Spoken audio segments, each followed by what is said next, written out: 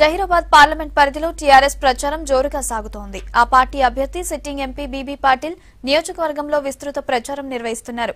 Assembly ఎన్నికల్లోని ఫలితాలే లోక్సభ ఎన్నికల్లోనూ repeat అవుతాయంటున్న TRS అభ్యర్థి బీబీ పాటిల్ తో శ్రీధర్ ఫేస్ టు ఫేస్.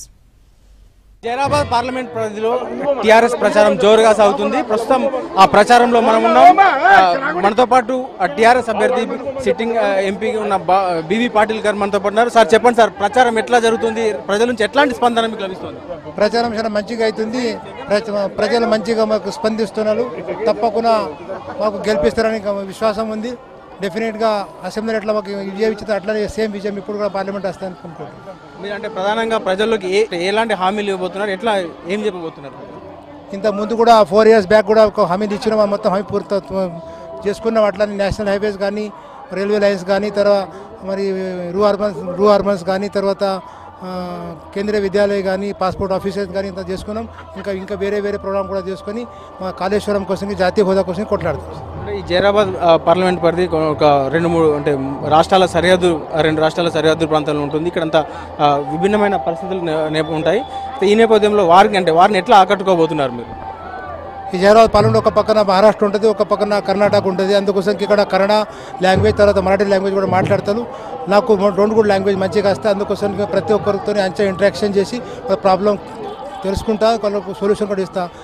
ఈ పార్లమెంట్కు తప్పకుండా 3-4 భాషలు రావాలి వస్తుంది. ఇది అంటే ఈ ఆందోళన ఇటు జహీరాబాద్ పార్లమెంట్ పరిధిలో భారీ బహిరంగ సభను కూడా ఏర్పాటు చేశారు. దీనికి ముఖ్యమంత్రి కేసీఆర్ కూడా రాబోతున్నారు. ముఖ్యమంత్రి సభకు ఎలాంటి ఏర్పాట్లు జరుగుతున్నాయి మనతో పాటు మాట్లాడేందుకు ఆందోళన ఎమ్మెల్యే గారు ఉన్నారు. చెప్పండి సార్, ప్రధానంగా మీరు ప్రతిష్టాత్మకంగా తీసుకుని అయితే భారీ బహిరంగ సభకు ఎట్లాంటి ఏర్పాట్లు జరుగుతున్నాయి? ఈ సభ దాదాపు ఇప్పటి వరకు ఉన్న ఈ ప్రాంతంలో కూడా కనివిని ఎరగని రీతిలో ఎప్పుడు జరగని విధంగా సభ ఏర్పాట్లు జరగబోతున్నాయి. దాదాపు 2 లక్షలకు పైగా జనాలు ఈ సభకు హాజరు కాబోతున్నారు. కేసీఆర్ గారి విధానాలు నచ్చి కేసీఆర్ నాయకత్వాన్ని బలపరచాలని చెప్పి ప్రజలందరూ కూడా సిద్ధంగా ఉన్నారు. కనుక అన్ని వర్గాల ప్రజలు మాతో రావడానికి సిద్ధంగా ఉన్నారు. ఎవరికి వారు స్వచ్ఛందంగానే వస్తామని చెప్తున్నారు. మేము కేసీఆర్ చూడడం అంటే కేసీఆర్ చెప్పేది వినడం, కేసీఆర్ గారు మన రాష్ట్రంలో చేస్తున్న అభివృద్ధిని, రేపు దేశంలో తన ఎజెండాను ఫిక్స్ చేయబోతున్నారు. కనుక ఏం చెప్తారనే ఉత్సాహం ఇక్కడ ప్రజల్లో ఉన్నది. దానికి అనుగుణంగా అన్ని ఏర్పాట్లు చేస్తున్నాం. అయితే పార్కింగ్ కూడా ఏ జిల్లా నుంచి వచ్చే వాళ్ళకు, ఏ నియోజకవర్గం నుంచి వచ్చే వాళ్ళకు సెపరేట్ బ్లాక్స్ పెడుతున్నాం.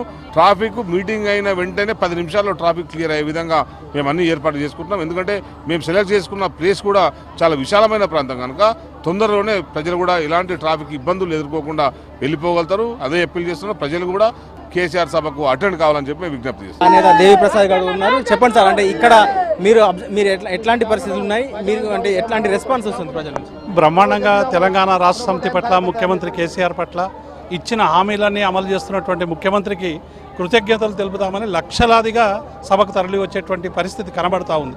ఎందుకంటే ఇప్పటికే తెలంగాణ ఈ 5 సంవత్సరాల్లో ఒక అద్భుతమైనటువంటి పరిపాలన ఇస్తున్నటువంటి ముఖ్యమంత్రికి మరొకసారి కారుకు ఓటేసి కేంద్రంలోనే మరి ఒక బలమైనటువంటి శక్తిగా ఎదిగి తృతీయ ప్రత్యామ్నాయ శక్తిని ఇచ్చేటువంటి ఒకే ఒక నాయకుడు కేసీఆర్ అనేటువంటి భావన ఇవాళ మొత్తంగా తెలంగాణ పల్లెల్లో మోగుతూ ఉన్నది.